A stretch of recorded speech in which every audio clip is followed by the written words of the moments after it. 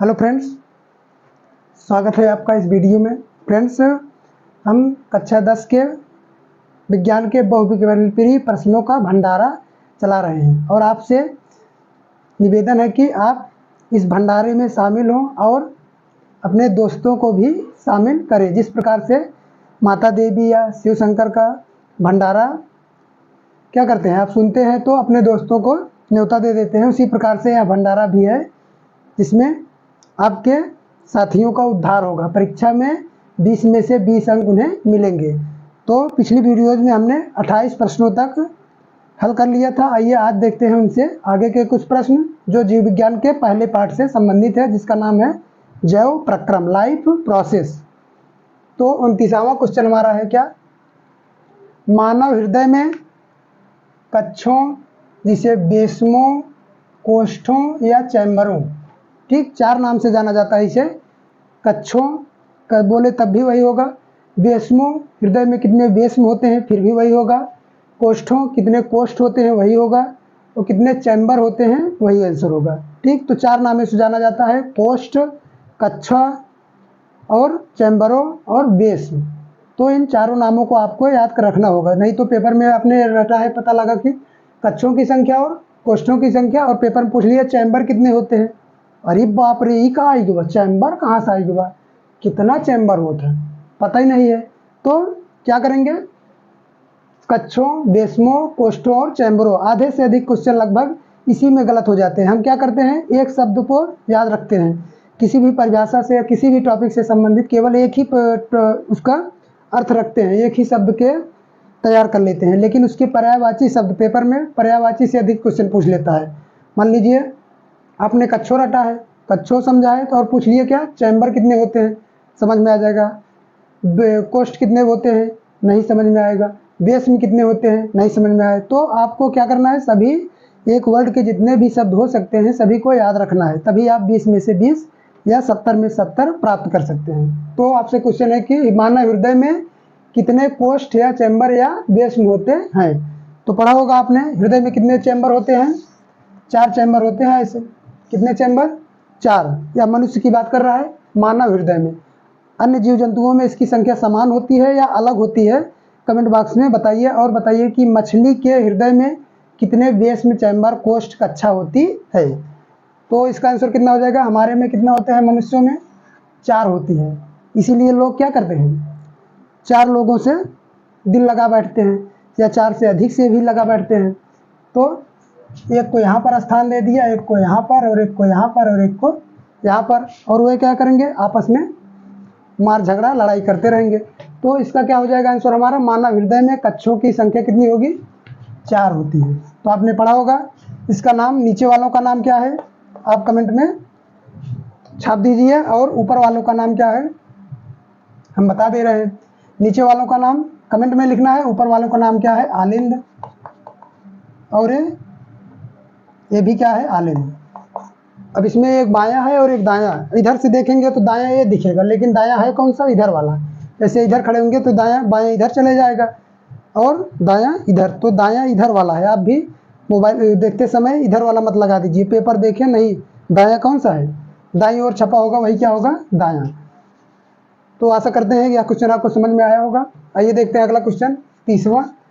हृदय के किस भाग में शुद्ध रक्त बहता है, यानी किस पार्ट में, किस अंग में शुद्ध रक्त बहता है। वो अंग नहीं, सॉरी, भाग में पूछा है। तो पहला है बायां भाग, दायां भाग, ऊपर वाले भाग में, नीचे वाले भाग में, यानी यही है। मान लीजिए हमारा हृदय है, हम फिगर नहीं बना पाए हैं, तो इसमें या इस भाग में, बाएं भाग में, यानी इस पूरे भाग में शुद्ध बहेगा, कि दाहिने भाग में बहेगा, या नीचे वाले भाग में बहेगा, कि ऊपर वाले भाग में। तो आप जानते होंगे कि शादी विवाह में देखे होंगे महिलाओं को किस तरफ बैठाया जाता है, बाईं तरफ, जिससे वह हमारे शुद्ध खून को चूस सकें। तो इसलिए यानी इससे हमें पता चला कि हमारे हृदय के बाएं भाग में क्या होता है, शुद्ध रक्त बहता है। शुद्ध रक्त किस भाग में बहता है, बाएं भाग में, यानी इस वाले भाग में। इस वाले भाग में हमारा क्या होगा, शुद्ध रक्त, और दाहिने भाग में अशुद्ध रक्त, यानी जो सिराएं क्या कही होगी, शरीर के विभिन्न अंगों से इकट्ठा करके लाई होंगी, वह कहाँ आएगा, आलिंद में और नीले में, बाएं आलिंद और दाएं आलिंद और दाएं नीले में रहेगा, फिर फेफड़े में जाएगा, फेफड़े से क्या होगा, शुद्ध होगा, शुद्ध होकर फिर बाएं भाग में चला जाएगा। तो बाएं भाग में शुद्ध रक्त बहता है और दाहिने भाग में अशुद्ध रक्त बहता है। तो हमारा आंसर क्या हो गया, बाएं भाग। ये पूछा होता है अशुद्ध रक्त बहता है तो दाएं भाग में, और ऊपर नीचे का कोई खेला ही नहीं है, दोनों रहता है। जैसे ऊपर क्या है, अशुद्ध भी शुद्ध भी, एक तरफ शुद्ध एक तरफ अशुद्ध। अगला क्वेश्चन हमारा क्या है, शुद्ध रक्त को शरीर के विभिन्न भागों में ले जाती है। हृदय से शुद्ध रक्त को कौन ले जाती है? तो पहला है शिराएं, आपने पढ़ा होगा शिराएं।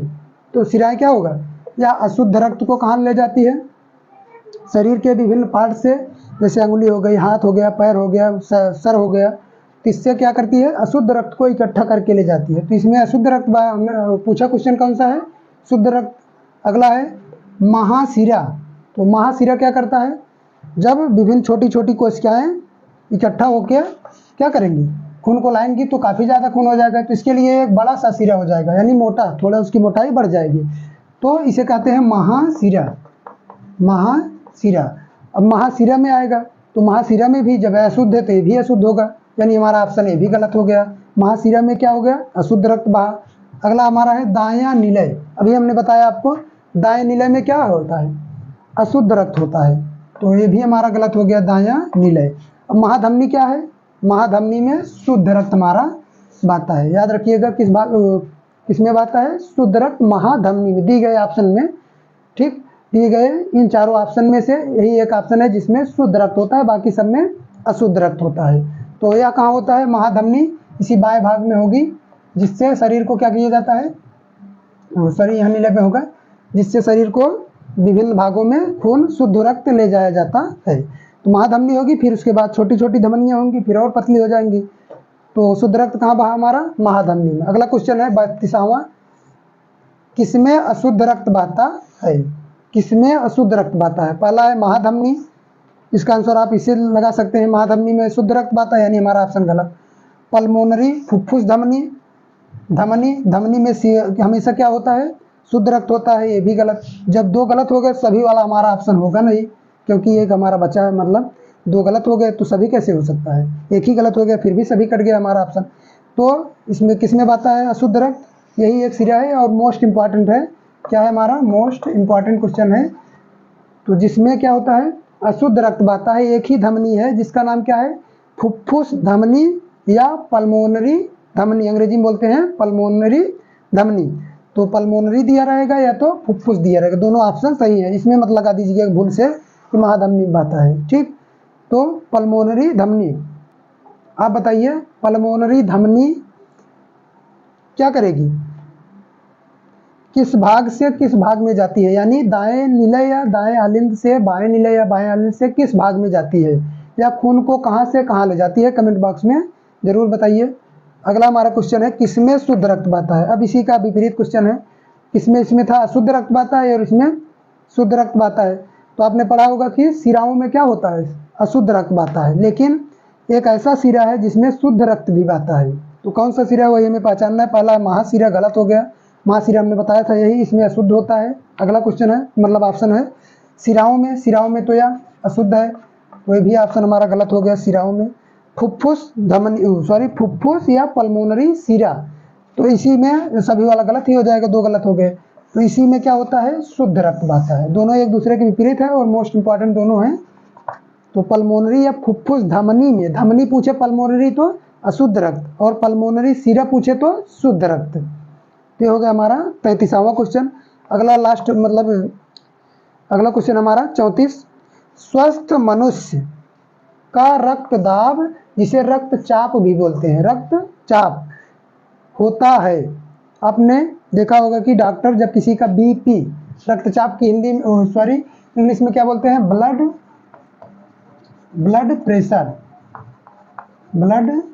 Pressure BP, blood pressure. तो आपने देखा होगा या भी अपने परिवार में ही देखा होगा, कोई ना कोई इससे पीड़ित अवश्य हुआ होगा, यानी किसी को ब्लड प्रेशर हाई हो गया होगा या किसी का ब्लड प्रेशर लो हो गया होगा। तो कैसा पता किया जाता है कि इनका ब्लड प्रेशर हाई हो गया या इनका ब्लड प्रेशर लो हो गया। तो जब हृदय क्या करता है, शरीर में से खून को पंप करता है। आप जानते हैं कैसे ऐसे करता रहता है, मतलब हमेशा सिकुड़ता और खुलता रहता है। तो जब यह सिकुड़ता है तो क्या करता है, सिकुड़ता है तो इसके अंदर खून आ जाता है, फिर यह फैल जाता है। तो दो प्रकार के यहाँ पर, यानी जब यह पंप करता है ऐसे रहता है, जब यह पिचकता है तो क्या होता है, खून बाहर निकलता है, और जब यह फूलता है तो इसमें जो खून होता है सिराओं से द्वारा लाया गया इसमें अंदर आ जाता है। तो यही जब खुलता और सिकुड़ता है तो यह तेजी के साथ रक्त को, खून को नसों में, जिसे धमनियाँ बोलते हैं, धमनियों में भेजता है। तो जो धमनियाँ हमारी नसों में, यानी खून जो हमारी नसों में क्या करता है, दाब डालता है, उसे क्या कहते हैं, रक्त दाब या ब्लड प्रेशर कहते हैं, ब्लड द्वारा डाला गया दाब। और जब आता है वापस तब भी दाब डालेगा, लेकिन कम डालेगा। जैसे देखिए होंगे आप, जब पानी एकदम तेज़ी से बहता है, आप कभी इंजन में पाइप लगाए होंगे, तो अचानक जब चलता है तो क्या होता है, बहुत तेज़ी के साथ पानी बहता है, यानी दाब बहुत ज़्यादा होता है। और जब इंजन को हम बंद कर देते हैं और पानी को उलटने लगते हैं तो बहुत धीरे धीरे पानी आता है, तो दाब क्या हो जाता है, कम। तो एक दो प्रकार के दाब होंगे, एक होगा क्या, यहाँ से जब जाएगा वह ज़्यादा होगा, और जब वापस आएगा तो कम होगा। तो उसी वही पूछ रहा है कि कौन सा होता है। तो एक पहले वाला जो है ज़्यादा वाला लिखा है, दूसरे वाला कम, दोनों साथ में ही नापे जाते हैं। तो यदि इनमें से कोई भी कम हो जाता है तो उसका बीपी लो हो जाता है, उसे कहते हैं बीपी इसका लो हो गया। और यदि इससे ज़्यादा हो जाएगा तो उसका बीपी हाई हो जाएगा। थोड़ा हल्का फुल्का चल जाएगा, 1-2 पॉइंट, यानी 3-4 पॉइंट, 2 पॉइंट चल जाएगा, लेकिन जब बहुत कम 20-25 पॉइंट कम हो जाएगा तो उसे बोलते हैं बहुत लो। जब लो हो जाता है तो क्या हो जाता है, कमजोरी आने लगती है शरीर में, सुस्ती आने लगती है, चक्कर आने लगेंगे। और जब हाई हो जाता है तो क्या, बेचैनी महसूस होने लगेगी। तो डॉक्टर कैसे पता करेंगे, इसका एक पैमाना बना होगा। तो स्वस्थ मनुष्य, यानी आप लोग जैसे हैं, हम लोग जैसे हैं, स्वस्थ हैं, तो हमारा लोगों का कितना ब्लड प्रेशर होगा इस समय। तो पहला कह रहा है कि 140 होगा, गलत होगा। 120/80, यही हमारा ऑप्शन क्या है, सही है, 120/80। यानी इसका मात्रक भी पूछ सकता है,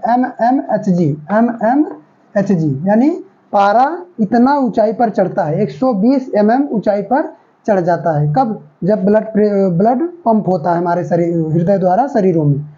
और जब वापस आता है तो इतना चढ़ेगा, 80, सिर्फ 80 mmHg होगा।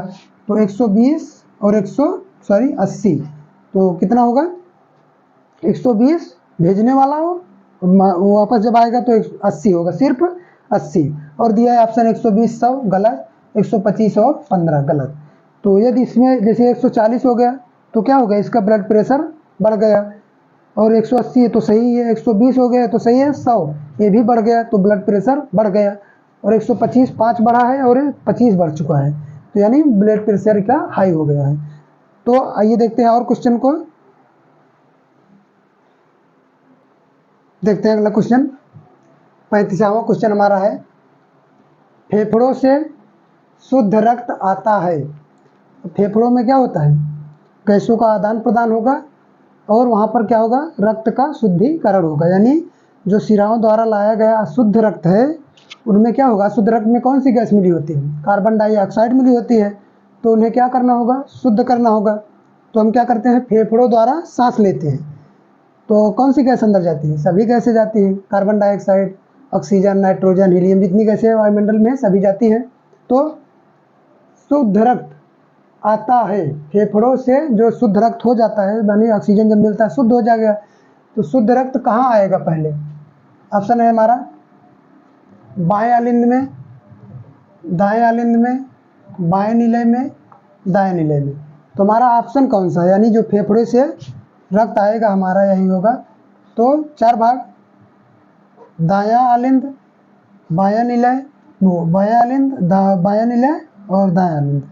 तो किस में आएगा हमारा, तो कहाँ आता है, फेफड़ों से। हमारा आपने पढ़ा होगा कि अभी क्वेश्चन एक आया था कि बाएं भाग में हमारा शुद्ध रक्त होता है। तो बायां भाग कौन सा है, तो दाहिना वाला हमारा कट गया, ये हमारे दोनों ऑप्शन कट गए, बचा कौन सा, बाएं आलिंद में और बाएं निलय में।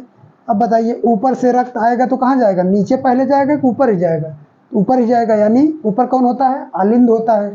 तो हमारा ऑप्शन कौन सा सही हो जाएगा, बाएं आलिंद में। फेफड़ों से शुद्ध रक्त कहाँ आता है? बाएं आलिंद में आता है। ऑप्शन आप कमेंट बॉक्स में बताइए कि शरीर द्वारा जो अशुद्ध रक्त आता है वो कहाँ जाता है? ऑप्शन यही चार होंगे, कमेंट बॉक्स में बताइएगा। और जब बाएं नीले तो कट गया हमारा, ये ऑप्शन सही हो गया हमारा। अगला क्वेश्चन है, रक्त में गैसों का आदान प्रदान होता है। रक्त में गैसों का आदान प्रदान बताया कि शरीर से जब खून वापस आता है तो उसमें कार्बन डाइऑक्साइड गैस होती है। अब कार्बन डाइऑक्साइड गैस के स्थान पर CO2 के स्थान पर क्या मिलेगा? उसमें ऑक्सीजन। ऑक्सीजन मिलेगा तो हमारा शुद्ध हो जाएगा। तो इसका आदान प्रदान, गैसों का आदान प्रदान शरीर के किस भाग में होता है? पहला ऑप्शन है हमारा बाएं नीले में, बाएं आलिंद में, फेफड़ों में जिसे फुफ्फुस भी बोलते हैं, या फिर कोई नहीं। तो बाएं नीले में क्या होता है? शरीर द्वारा खून जो आता है वहाँ आता है, वो सॉरी हृदय तो फेफड़ों द्वारा शुद्ध किया गया खून आता है। और दाएं आलिंद में इसका कोई काम ही नहीं है, ये क्या करते हैं? खून को पंप करने का काम करते हैं। चार कोष्ठ होते हैं, खून आता है, इसे पंप होता है या इनमें एकत्रित होता है। तो गैसों का आदान प्रदान कहाँ किया जाएगा हमारा? फेफड़ों में या फुफ्फुस में। फेफड़ों में, फेफड़ों मीन्स जब आप सांस लेते हैं तो इसमें क्या जाती है? ऑक्सीजन, नाइट्रोजन, कार्बन डाइऑक्साइड सभी।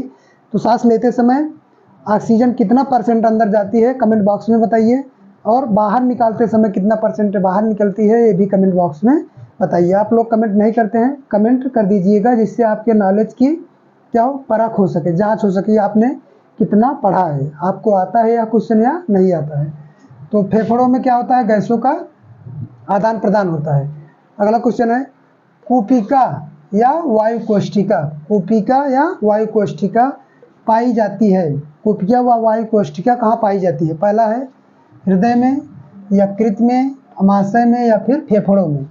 तो अभी आपने जो क्वेश्चन देखा ऊपर, आदान प्रदान होता है, फेफड़ों में होता है। फेफड़ा क्या है? अंग है।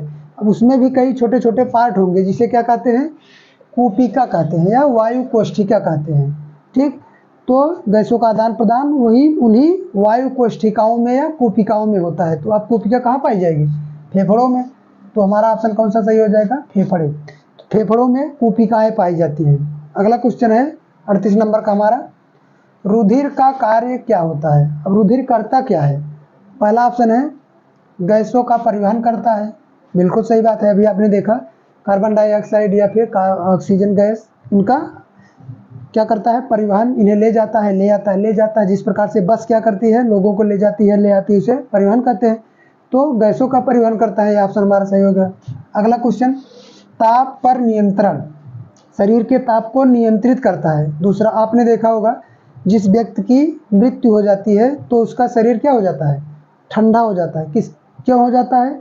क्योंकि उसके अंदर रक्त का जो प्रवाह था वह बंद हो गया, यानी रक्त का प्रवाह, रक्त का जो आवागमन था पूरे भाग में वो बंद हो गया, जिससे उसका शरीर ठंडा पड़ने लगता है। तो शरीर के ताप पर नियंत्रण भी रखता है, यह भी ऑप्शन हमारा सही हो गया।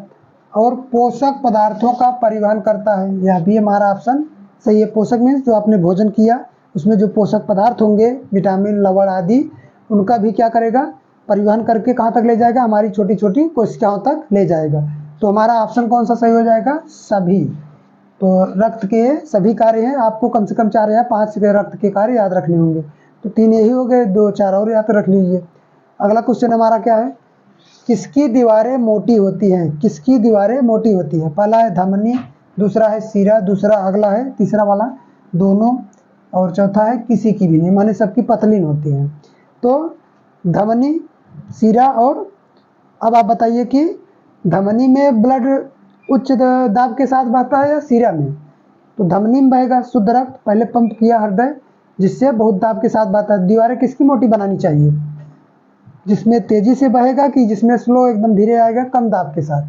तो सीरा में क्या होगा? कम दाब के साथ आता है खून, थोड़ा होता है, यानी तो होता वही है लेकिन थोड़ा बटोरने में दिक्कत होती है, तो पतला होता है। इनकी सिराएं क्या होती हैं? पतली होती हैं। तो हमारा ऑप्शन क्या हो जाएगा? गलत। आंसर क्या हो गया हमारा? धमनी। धमनी की सिराएं क्या होती है? मोटी है। आपने स्पर्श किया होगा नसों में, हाथ की नसें देखिए यहाँ पर क्या है? मोटी है। वो क्या है? धमनियाँ है। और ऊपर जिसमें डॉक्टर क्या लगाता है? इंजेक्शन लगाते हैं, ऊपर ही चोक देते हैं वैसे, तो वो क्या होता है? हमारे सीरा होता है। अगला क्वेश्चन है, लास्ट आज का हमारा क्वेश्चन है, ये 29वां था, 40 वाला नंबर क्वेश्चन है। रक्त में ऑक्सीजन का परिवहन करता है, यानी जो रक्त में ऑक्सीजन है उसको पकड़ कर कौन ला, चलो भैया चला तो हर काम हुआ, क्वेश्चन है चला, तो उसको कौन ले जाता है? पहला है लाइसोसोम, दूसरा है हीमोग्लोबिन, तीसरा है WBC और चौथा है प्लेटलेट्स। तो इनमें से एक ही सही होगा, सभी तो लेना है, नहीं चला हमारे साथ चला, तो एक ही ले जाएगा। तो कौन ले जाएगा? हीमोग्लोबिन। कमेंट में बताना है हीमोग्लोबिन के कारण रक्त का रंग किस कलर हो जाता है। तो किस कलर हो जाता है आप जानते ही होंगे, हीमोग्लोबिन के कारण रक्त का रंग कैसा हो जाता है। तो इसका ऑप्शन कौन सा सही हो गया हमारा? हीमोग्लोबिन। तो आशा करते हैं ये आज के 12 जो क्वेश्चन बताए गए आपको समझ में आए होंगे और सभी टॉपिक्स याद हो गए होंगे। यदि नहीं याद हुए हैं तो वीडियो को पुनः देख लीजिए और अपने दोस्तों के साथ भी शेयर कर दीजिए जिन्हें इसकी आवश्यकता है। मिलते हैं अगली वीडियो में अगले भंडारे के साथ, तब तक के लिए नमस्कार।